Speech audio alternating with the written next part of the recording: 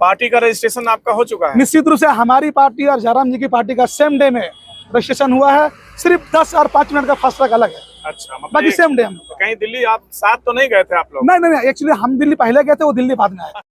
नमस्कार, मैं शैलेंद्र कुमार। आज बरही चौक पे एक कोडरमा से चल के एक यात्रा आपकी विकास पार्टी के बैनर तले गुलाम मुस्तफा एवं उनकी टीम के साथ में हूं। आप सभी को मैं अभी एक संक्षेप में इनसे जानकारी प्राप्त करता हूं कि इनकी यात्रा यहां से कोडरमा से चल के रांची को अंत होना है। तो आप गुलाम मुस्तफा सर, आप बताएं कि आपकी इस यात्रा का उद्देश्य क्या है, संक्षेप में आप विवरण दें। सबसे पहले आप सभी तमाम मीडिया बंधुओं का नमस्कार, जोहार।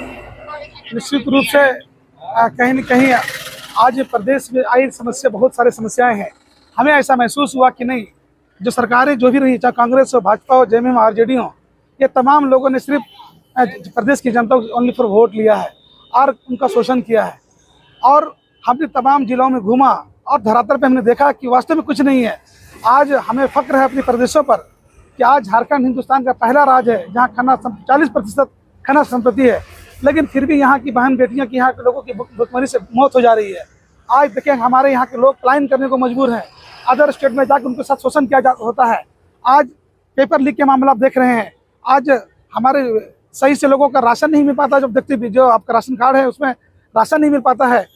आज गांव की सरकारों को वो अधिकार नहीं मिल पाया है और इसी के लिए हम लोगों ने ये तय किया हमारी पार्टी की, हम कोडरमा से लेकर राज्य तक, राजभवन तक हम मार्च करेंगे और महामहिम राज्यपाल को 11 सूत्री मांग को लेकर हम ज्ञापन सौंपेंगे, जिसमें से पंचायती राज व्यवस्था को पूर्ण तरीके से उनको लागू किया जाए और वहाँ की जनप्रतिनिधियों को, जो गाँव की सरकार है, उनको अधिकार दिया जाए। दूसरी बात है कि ग्राम न्यायालय की पूरे प्रदेश में कानून लागू है, लेकिन आज तक ग्राम न्यायालय की व्यवस्था क्यों नहीं की गई है। तो मैं आपसे जानना चाहता हूं कि आप इस यात्रा के माध्यम से माननीय महामहिम राज्यपाल से मांग करेंगे अपनी 11 सूत्री मांगों को लेकर के। तो मैं आपसे ये जानना चाहता हूं, क्या इससे पूर्व भी आपने अपने कोडरमा जिला के पदाधिकारियों को कोई मांग पत्र या बाकी चीजें सौंपी है? हमने लगातार 2019 से लगातार हम लोग संघर्ष कर रहे हैं और आए दिन जो भी लोकल मुद्दा है, हमने आज हमारी पार्टी को लॉन्च होकर पूरे झारखंड में 2 महीना हुआ है और तब से लेकर आज तक हम लोग सड़क पे ही हैं। 2 महीना? बिल्कुल। और जिस तरह से लोगों का समर्थन और प्यार मिला है, मुझे ऐसा विश्वास नहीं था कि झारखंड की जनमानस हमारी पार्टी की इतना इस तरह से सपोर्ट करेंगे।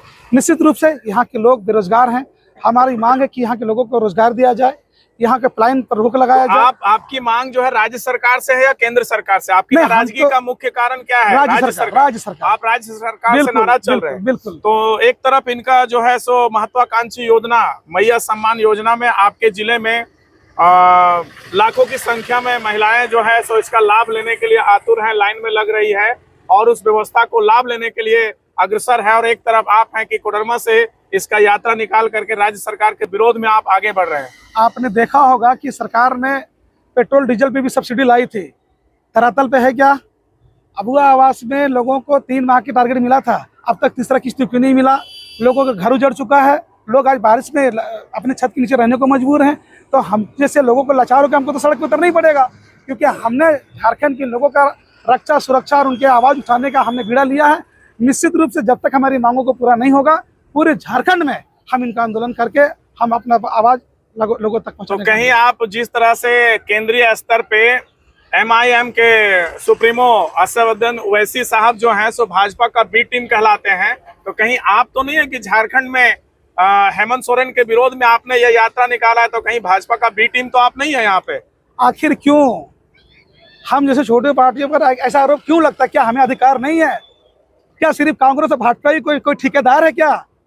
तो बता दीजिए हमको। क्या आरोप नहीं है? आरोप नहीं, बिल्कुल। मेरा मीडिया का थोड़ा सा ऐड कर देता हूँ, मैं उसमें एक तरफ जोड़ देता हूँ कि एक तरफ है कि झारखंड में कोरोना काल के बाद इस सरकार को 3 साल वक्त मिला और 3 साल में जिस तरह से एन कैन प्रकरण देखें, कई घटनाक्रम हुआ है। तो मैं आपसे ये जानना चाहता हूँ, आपने कहा कि मेरी मांग सिर्फ राज्य सरकार से है, तो यहाँ 24 वर्षों में 6 साल अगर हटा दिया जाए तो 18 साल सरकार भारतीय जनता पार्टी की रही, तो आपकी नाराजगी सिर्फ इसी सरकार से क्यों? छोटा सा उदाहरण आपको दे रहा हूँ कि जब 2019 में जब विधानसभा के चुनाव हुई थी, तो महागठबंधन के लोगों ने यह वादा किया था कि यहाँ के लोगों को कि अगर हमारी सरकार अगर आती है तो यहाँ के 2 लाख लोगों को हर वर्ष हम नौकरी देंगे, नहीं दे पाएंगे तो 5 से 7 हज़ार बेरोजगारी भत्ता देंगे।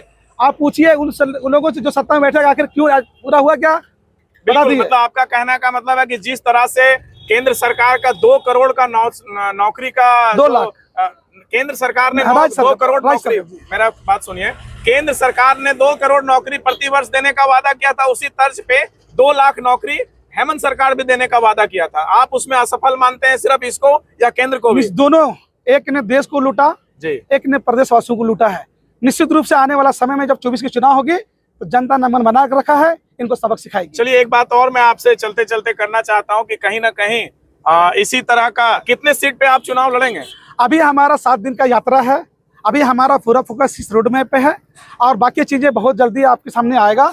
अभी हमारा सारा पूरा ध्यान हमारा इस यात्रा पे है। चलिए एक बात मैं आपसे और जानना चाहता हूं कि एक तरफ झारखंड को बदलने के लिए जयराम महतो के नेतृत्व में पूरे झारखंड में कई आंदोलन चल रहे हैं और वहां पे एक उनके साथ युवाओं का हुजूम खड़ा हो चुका है, तो एक वो संगठन है जो झारखंड को दिशा देने की बात कर रही है, तो क्या आप झारखंड के जयराम के साथ चलेंगे या उनसे भी अलग चल करके अपना एक अलग राह बनाएंगे? देखिए, दोनों का मकसद एक ही है कि यहाँ के लोगों को रोजगार मिले, यहाँ के मूलवासियों को अधिकार मिले, यहाँ के लोगों को पलायन से रोक लगाया जाए। ये भी उनका मकसद है, हमारा भी मकसद है।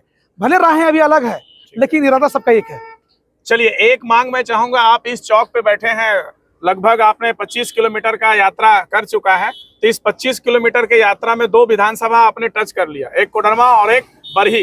तो कोडरमा विधानसभा के लिए विशेष मांग और बरही विधानसभा के लिए विशेष मांग क्या होगी आप? देखिए, कोडरमा के लिए भी सबसे बड़ा जो मुद्दा है वहाँ का ढिबरा का मामला है, क्योंकि वहाँ के लोग लगभग 60% लोग की पालन पोषण, वहाँ के लोगों का जो गरीबी के स्तर क्योंकि बहुत ज़्यादा है और वहाँ के लोगों को ढिबरा से उनका प्रबंध चलता है। लेकिन सिर्फ फोटो खिंचवाने के लिए राज्य सरकार के तमाम मंत्रियों ने एक से वादा किया वहाँ के लोगों को कि हम ये करेंगे वो करेंगे। भाजपा की सरकार ने जब आया था तो ये कहा कि हम यहाँ आएंगे, हमारी सरकार बनेगी तो हम यहाँ के रोजगार पैदा करेंगे, हम यहाँ की गरीबी दूर करेंगे। अरे इन लोगों ने गरीबी की दूर करेगा, इन लोगों को गरीबों को ठिकाना लगाने का पूरा इरादा बना लिया है। चलिए, कोडरमा विधायक से आपने उनका नाकामी बताया, बरही तो वहां तो विधायक जो है भारतीय जनता पार्टी से हैं, तो आप ये भी कह रहे हैं कि मतलब वो भी विधायक जो है सो कुछ नहीं कर रहे अपने क्षेत्र में? निश्चित, आप देख रहे हैं कि हमारा सांसद महोदय का जो फंड आ रहा है वापस चला जा रहा है। क्यों भैया, क्या जनता, इसलिए आपको लोगों ने वोट जनता तो 3.5 लाख से ज्यादा वोट देकर के उनको जिता करके ठप्पा लगा दिया है, वो आपको सही पता है कि चुनाव में क्या सिस्टम है और कहीं न कहीं कमजोर पार्टियों को के पास उतनी छोटी छोटी पार्टियों को पैसा नहीं है। आज जिस तरह से कांग्रेस और भाजपा सारों करोड़ खर्चा करती है, क्योंकि हम लोग तो गरीब चलिए, यहाँ के स्थानीय विधायक उमाशंकर अकेला जी के लिए आप क्या संदेश देंगे? क्या निश्चित रूप से देखेंगे अभी यहाँ पर लगातार क्या लिंचिंग हुई, एक परिवार को नौकरी मुआवजा मिलता है और दूसरे परिवार को कुछ नहीं। वहाँ के लोग सेंट्रल से लोग आते हैं मिलने के लिए और हमारे यहाँ के राज्य के कोई विधायक मंत्रियों से नहीं मिलने जाते हैं। ये दुर्भाग्य है कि भेदभाव हो रहा है। अच्छा, चलिए, पार्टी का रजिस्ट्रेशन आपका हो चुका है? निश्चित रूप से हमारी पार्टी और जयराम जी की पार्टी का सेम डे में रजिस्ट्रेशन हुआ है, सिर्फ 10 और 5 मिनट का फासला अलग है। अच्छा, मतलब बाकी सेम डे हम। कहीं दिल्ली आप साथ तो नहीं गए थे आप लोग? नहीं, एक्चुअली हम दिल्ली पहले गए थे, वो दिल्ली बाद में आए। अच्छा, चलिए बहुत बहुत धन्यवाद। अभी हमारे बीच में गुलाम मुस्तफा के साथ उनकी पूरी टीम एक यात्रा कोडरमा से चल के झारखंड तक जा रही है, जो 26 तारीख को विधानसभा राज्यपाल के पास पहुंच करके अपना एक मांग पत्र सौंपेंगे। 11 सूत्री मांग पत्र है जो उसको सौंपेंगे। और चलिए आगे भी मैं सभी दर्शकों से चाहूंगा कि आप इनके लिए अपना कमेंट करें कि किस तरह से इनके आंदोलन को आप देख रहे हैं। बहुत बहुत धन्यवाद। ठीक है, शुक्रिया।